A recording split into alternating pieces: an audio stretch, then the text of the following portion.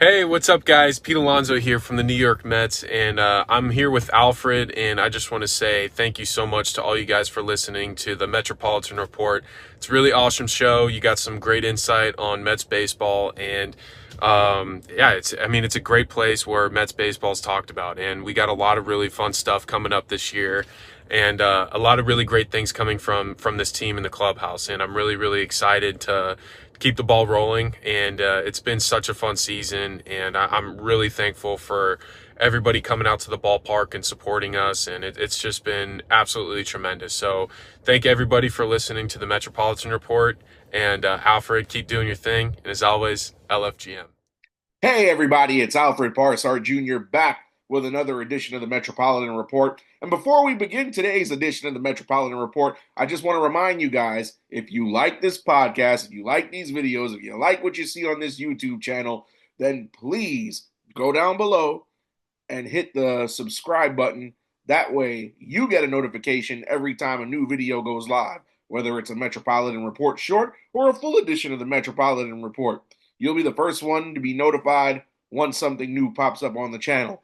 And as always, if you like this podcast, let me know in the comments. Anything that I overlook, say, didn't say, you agree, disagree with, let me know in the comments. And last but not least, if you know any Mets fans, send this podcast their way. Let's get them involved in the conversation. Once we get to 100 followers, I got something special for all you guys. Now, on today's edition of the Metropolitan Report, we're going to talk about the Mets series that they just won in Arizona. And then as we are recording, it is 4:30 p.m. Eastern Time.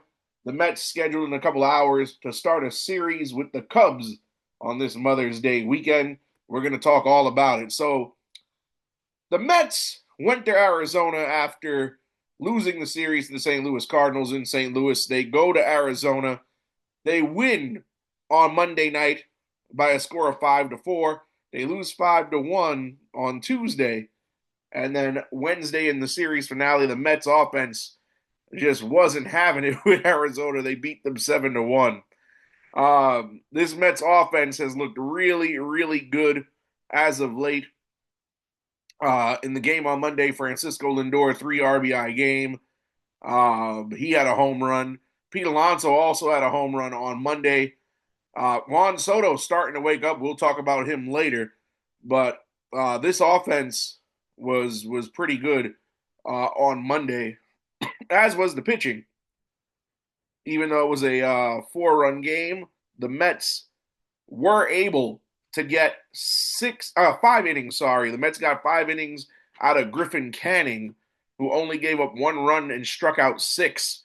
I did not have Griffin Canning off to a great start on my 2025 bingo card. We're going to talk about Griffin Canning also a little bit later on. Um, where the 4 runs come in, Daniel Nunez made his return to the big league roster and gave up 3 runs. It was almost a heart attack before Reed Garrett had to clean it up, and Edwin Diaz came in for the save. So the Mets got a tight one there. They walked the tightrope on Monday. Tuesday, the Mets lose 5-1. Offense was asleep, only 4 hits the entire game. Those 4 hits coming off the bats of Starling Marte, Mark Vientos, and 2 from Francisco Alvarez. Not much to say there. David Peterson did not look like himself. 6 innings, 4 runs over that time span. But then the Mets bounced back in a major way on Wednesday, winning 7-1. Phenomenal pitching from Kodai Senga. Now, if you look at his line, it didn't suggest that it was his best game. He had 6 scoreless innings, but he did walk 5, which is a little bit high. The only run of the game coming off of the hands of Max Kranick. Huascar Brazaban and Ryan Stanek came in, perfect relief. Juan Soto, 2 home runs on Wednesday. Hopefully the critics will stop chirping now that Soto starting to wake up again. More on that a little bit later. We also had Francisco Lindor, 2 RBI game. Pete Alonso with a rare 0 He went 0 for 5, but again, Pete can't do it all the time. Still batting well over 300, by the way. But this Mets team offense was clicking. RBI is also coming from Luis Angel Acuna and Jeff McNeil as well. So this Mets team rocking and rolling here. And the Mets still in first place. The Mets still in first place. They lead the NL East by 1.5 games over the Philadelphia Phillies. Of course, the Mets had an off day yesterday. The Phillies won their game in dramatic fashion against the Tampa Bay Rays yesterday to gain half a game in the standings. The Mets currently sitting at 24-14, 10 games above 500, playing fantastic baseball. But one thing I want to talk about in particular, I want to look at Juan Soto for a second. Juan Soto, a lot of people said, oh, he signed for 15 years, $785 million. Why is he not hitting the way he should be hitting? And don't let's not forget all the Yankee fans, the New York Yankee fans, who so desperately wanted Juan Soto. They would have had Juan Soto's baby back in October. I can't forget in Yankee Stadium. During the playoffs at home games, the Yankee fans in the bleachers would chant, please re-sign and re-sign Soto.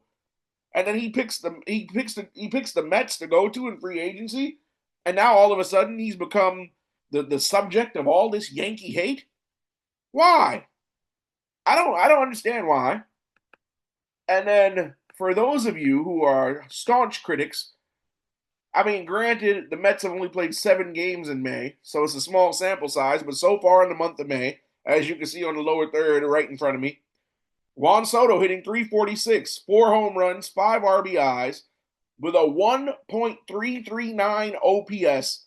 And what the graphic also doesn't show you is that he's been walked 6 times in those 7 games. Are those not great numbers? Now, granted, Aaron Judge is hitting over 400 so far on the season, which I don't think he can sustain all year long, by the way, but that's a different story for somebody else's podcast, not mine. But Juan Soto having a hell of a month of May, and like I said, some of these people are ridiculous. This is month number 3, because technically the Mets had a weekend series in March. All right, month 2.1 of a 15-year contract. The first 2 months and change of a 15-year contract, and people are saying, well, Juan Soto's trash. He robbed the Mets. Like we don't have Hall of Fame players in history who had slow starts to begin a season and ramped it up and became all-stars in the middle of the year and finished in the MVP voting. Like, come on, man. Come on. The man is on a tear so far this month, and I finally think Juan Soto has woken up. 4 home runs this month. The Mets have only played 7 games this month, and he's homered in 4. Now I get it. 2 of those games were 2 home run games that account for the 4, but 4 home runs, 5 RBI, and again that OPS is a whopping 1.339, and I don't see Juan Soto regressing. I honestly don't. Say what you will about Soto and the comments he made that we didn't cover about hitting in front of Aaron Judge and being pitched different and this, that, and the third. Juan Soto, he's woken up. He's going to produce big for the Mets. That 1-2-3 for the Mets is lethal, by the way. Lindor, Soto, Alonso, as they have proven to be so far this season. And mind you, the Mets are in first place right now, and Soto hasn't even heated up yet. So, if Juan Soto can face a really good Cubs pitching staff, because the Cubs are pretty good so far this season. They're first in the NL Central. So if Juan Soto can do well against this Cubs pitching staff this weekend and keep up the momentum, I don't see why anybody would have any criticism unless you're a scorned Yankee fan. These scorned Yankee fans again chanting, please re-sign and re-sign Soto in October, and then hated him come the end of December when he made his selection to the Mets. They're like the scorned ex-girlfriend. The criticism is not necessary. Again, the man signed a 15-year contract. It's only been 2 months and change. it's the first 2 months and change of 15 years. So if you're sitting there criticizing Juan Soto, you are insane. And you don't know baseball. And I stand by that. Again, Juan Soto having a very strong month of May. I think even though it is early in May, because today is only May 9th, and as we are recording this, um, I think Soto is going to be great the rest of the season. I have no ifs, ands, or buts about it. Um, and again, even when Juan Soto wasn't getting hits, he was still drawing walks. On base percentage still in the 400s.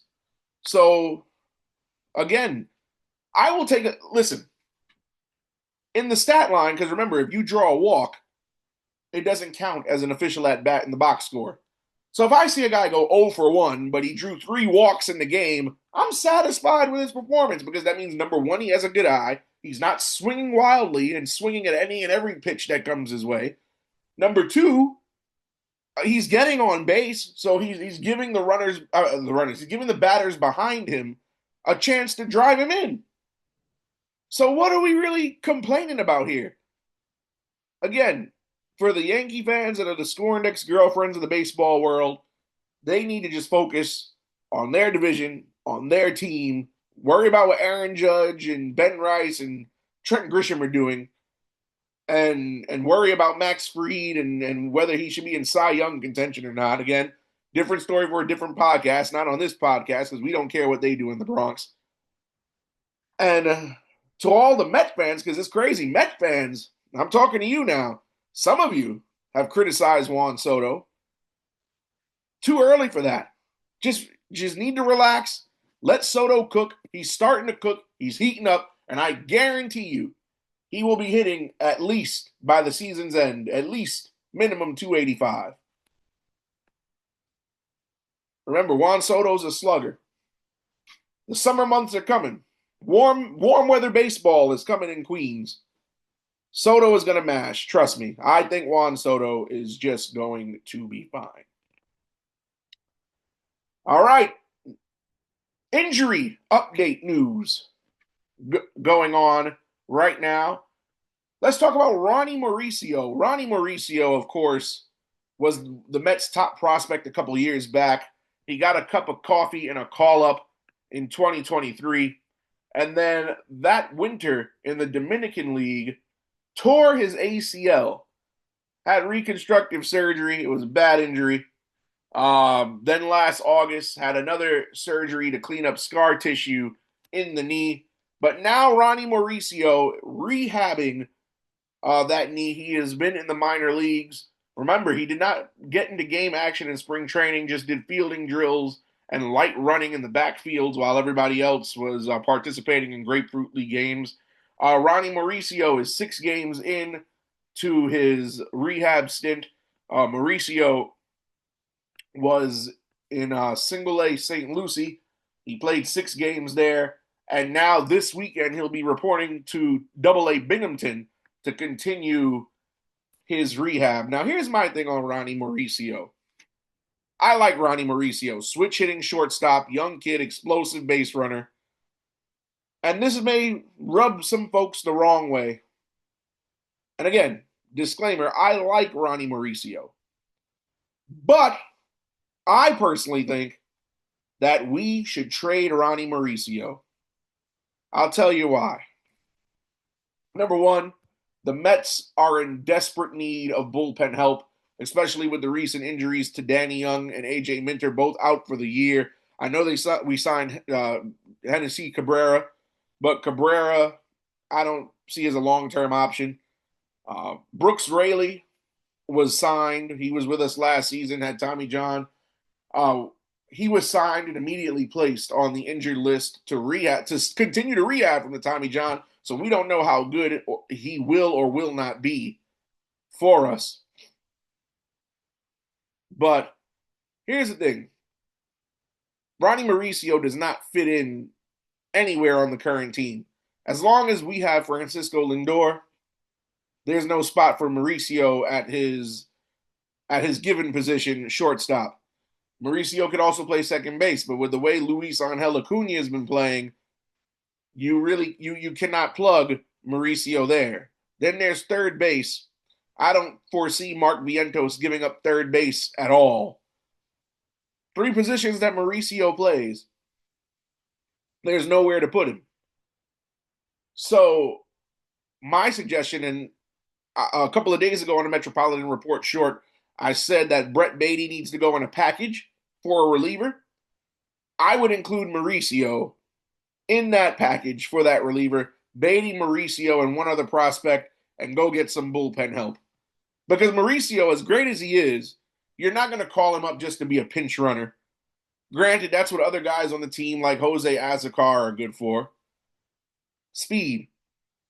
And then also, granted, they said that he still has the same explosivity that he had pre-injury, but that's at the minor league level. We don't know how he's going to look in live game situations in the majors. I would get something for Ronny Mauricio while I still can sooner than later. If he turns out to be a Hall of Fame caliber player or a megastar, that's just the risk we're going to take. The Mets got to try to win. There are no real viable options for relief pitching on the free agency market right now. The Mets are going to have to make a move at the deadline. I would go and package Brett Baty with Ronny Mauricio and another prospect and send them on their way to wherever they could get a reliever from. Mauricio is still young. He has upside. Mauricio is only 24 years old. He's still very young. He can have a long career despite this injury, but there's just nowhere for him to fit in. Again, Acuna has looked really good so far this season. Lindor at shortstop, so he's never going to relinquish that position. And I just realistically don't see the Mets moving away from Vientos at third. So I like Mauricio. It's very encouraging that he's progressing well in his rehab. Very encouraging sign that his base running has not been affected, but time to cut bait. And the injury cost him his spot on the roster. Because remember, the Mets don't acquire Luis Angel Acuna a couple seasons ago if Mauricio didn't go down. And then Acuna played so well, you couldn't deny him a roster spot. So, again, very encouraging. Now, I do think that Mauricio will come up before the trade deadline. If he does get another cup of coffee with the Mets, that's a showcase for him to show these other teams what he can do. Because I'm pretty sure that some rebuilding team out there, Colorado, Los Angeles Angels, Anaheim. Oh man, Tampa Bay Rays. I'm sure somebody's got a shortstop spot or a second baseman spot for Ronny Mauricio there. And again, I like Mauricio. The kid showed that he can drive the ball the opposite way in the outfield in the time that he was in Flushing 2 seasons ago. But again, I want him to make a full recovery, but that would be my contingency plan if I'm David Stearns. If I'm going to go try to get bullpen help at the deadline, I'm going to shop Ronny Mauricio. Last but not least on the report, the Mets, as we are recording now, again, it is 4:45 p.m. Eastern Time. The Mets going to start a 3-game series against the Cubs. The opener tonight, 7:10 p.m. Then tomorrow, also 7:10 p.m., the rare 7 o'clock game on a Saturday. And then Sunday, Mother's Day at noon.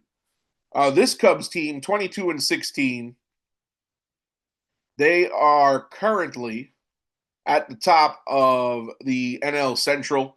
This Cubs team, a really young team, a tremendous team, led by names such as Seiya Suzuki, the Japanese sensation. Pete Crow Armstrong, who ironically was a New York Mets prospect. We drafted him in 2020 and flipped him to the Cubs for Javi Baez back in the 2021 season. And boy, that didn't play out too well. And then, of course, they have former World Series champion with the Atlanta Braves, Dansby Swanson, on their roster. Kyle Tucker, the Hap Daddy, Ian Happ. So they've got mashers all throughout their lineup, 1 through 9. Very, very scary group of hitters on that Cubs lineup. And then you want to look at the pitching matchups here. Tonight's pitching matchup, Clay Holmes goes for the Mets. Clay Holmes has had a series of great starts as of late. Clay Holmes sitting at 4-1, 2.95 ERA. And then Jamison Tyone will be the opposition. He's 2-1 with a 3.86 ERA. Saturday, Tyler McGill takes the hill. His opposition for the Cubs taking the mound is to be determined as of this recording. It sounds like it may be a bullpen game for the Cubs, or they might have to call somebody up for a spot start. And then on Sunday in the finale on Mother's Day, the Cubs are going to send out Matthew Boyd, the former Detroit Tiger, and the Mets are going to oppose him with maybe the biggest surprise on this Mets team so far this season, Griffin Canning. Griffin Canning, 5-1 with a 2.50 ERA. Now let's talk about Griffin Canning so far this season. Griffin Canning has shocked me. Now, I don't think that Griffin Canning would have been in the rotation had Sean Manaea and Frankie Montas been injured to start the season. But when those two are ready to come back, Mendy and Stearns have a decision to make. Griffin Canning, 5-1 with a 2.50 ERA, 37 strikeouts. And he's pitched 36 innings, 37 strikeouts. This is the best start of Griffin Canning's career. Griffin Canning, prior to this, has only had one season in the majors where he finished with more wins than losses. His rookie season was in 2019. He pitched for the Angels from 2019 till last season. 2019, he went 5-6, 4.58 ERA. The COVID shortened season 2020, he goes 2-3, 3.99 ERA. 2021, he finished 5-4 with a 5.60 ERA. 23, 7-8, 4.32 ERA.